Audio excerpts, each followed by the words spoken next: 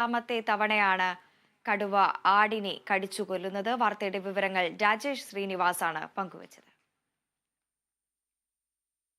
വയനാട് മുൻ DCC treasurer NM വിജയന്റെയും മകന്റെയും മരണത്തിൽ ആത്മഹത്യാ പ്രേരണാ കുറ്റം ചുമത്തപ്പെട്ട IC Balakrishnan MLA, DCC president ND അപ്പച്ചൻ, KK ഗോപിനാഥൻ എന്നിവരുടെ മുൻകൂർ ജാമ്യാപേക്ഷ ഇന്ന് പരിഗണിക്കും. കൽപ്പറ്റ ജില്ലാ സെഷൻസ് കോടതിയാണ് ഹർജി പരിഗണിക്കുന്നത്. കേസിൽ പ്രതികളെ ഇന്നുവരെ അറസ്റ്റ് ചെയ്യുന്നത് കോടതി തടഞ്ഞിരുന്നു.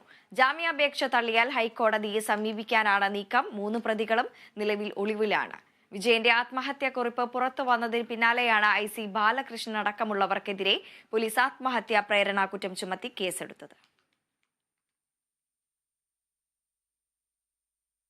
നടി ഹണി റോസിനെ ലൈംഗികമായി അധിക്ഷേപിച്ച കേസിൽ ജാമ്യം ലഭിച്ച ബോബി ചെമ്മണ്ണൂർ ഇന്ന് പുറത്തിറങ്ങിയേക്കും. മജിസ്ട്രേറ്റ് കോടതിയിൽ നിന്നുള്ള റിലീസിംഗ് ഓർഡർ ഇന്ന് ജയിലിൽ എത്തിച്ചേക്കുമെന്നാണ് സൂചന. ജയിലിൽ കഴിയുന്ന തടവുകാർക്ക് ഐക്യദാർഢ്യം പ്രഖ്യാപിച്ചാണ് ജാമ്യം ലഭിച്ചിട്ടും ബോബി ചെമ്മണ്ണൂർ ഇന്നലെ പുറത്തിറങ്ങാതെയിരുന്നതെന്നാണ് സൂചന. വാർത്തയുടെ വിവരങ്ങൾ ആന്റണി ജെസ് ജോർജ് നൽകും. ആന്റണി, നാടകീയ രംഗങ്ങളാണ് ഇന്നലെ അടക്കം ബോബി ചെമ്മണ്ണൂരിന്റെ ഈ ഒരു കേസുമായി ബന്ധപ്പെട്ട് അരങ്ങേറിക്കൊണ്ടിരിക്കുന്നത്.